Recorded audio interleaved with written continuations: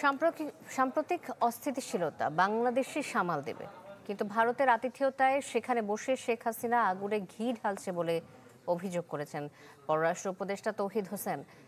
তিনি বলেন, বাংলাদেশের সংখ্যালঘুদের নিয়ে ভারতের মাথা ব্যথার কারণ নেই। Vision hot and cool AC 4-ওয়ে সলিনয়েড ভালভ টেকনোলজিতে হিটিং ও কুলিং দুই মোডেই কাজ করে সমানভাবে। Vision hot and cool AC. ওমানের মাস্কাটে বৈঠক হয় তৌহিদ হোসেন ও জয়শঙ্করের মাঝে। একে অপরের উদ্বেগের জায়গা নিয়ে আলোচনা হয়। সম্প্রতি ভারতীয় গণমাধ্যমের সাথে প্রশ্নোত্তরে ভারতের পররাষ্ট্রমন্ত্রী জয়শঙ্কর বলেন, দিল্লির সাথে বাংলাদেশের সম্পর্ক কেমন তা ঢাকাকেই ঠিক করতে হবে। সোমবার এসব কথার জবাবে পররাষ্ট্র মন্ত্রণালয়ে তৌহিদ হোসেন বলেন, বাংলাদেশের অস্থিতিশীলতায় ভারতে বসে শেখ হাসিনা আগুনে ঘি ঢালার কাজ করছেন।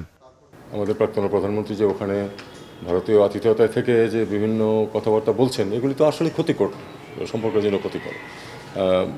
ঠিক আছে, আমাদের অস্থিতিশীলতা বা এ ধরনের কিছুকে আমাদেরই সামাল দিতে হবে, কিন্তু ওনার বক্তব্য যে সেটাতে আগুনে ঘৃতাহুতি দিচ্ছে, এটা তো স্বীকৃত ব্যাপার, সবাই জানে এটা। আমাদের খুব স্পষ্ট সিদ্ধান্ত আছে ব্যাপারে যে আমরা ভারতের সাথে গুড ওয়ার্কিং রিলেশন, এই শব্দটা আমরা ব্যবহার করি। আমরা সেটা চাই, ন্যায় অন্যায় উচিত অনুচিত বিচার করতে চাই না। কিন্তু আমার কথা হলো যে এরকম কথা আমাদের এখান থেকেও বলতেছে, ওনাদের ওখান থেকেও বলছে।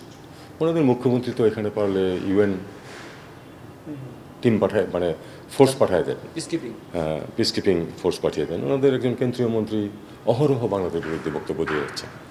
তিনি আরও বলেন, বাংলাদেশের সংখ্যালঘুদের নিয়ে ভারতের মাথা ব্যথার কারণ নেই। তবে সংখ্যালঘুর বিষয়টা হচ্ছে যে এই অভিযোগগুলি প্রধানত ভারতীয় মিডিয়ার যে বিকৃত একটা তথ্য প্রবাহ সৃষ্টি করেছে তার ভিত্তিতে এগুলি বিভিন্নখানে বিভিন্ন জন বলে বেড়াচ্ছে।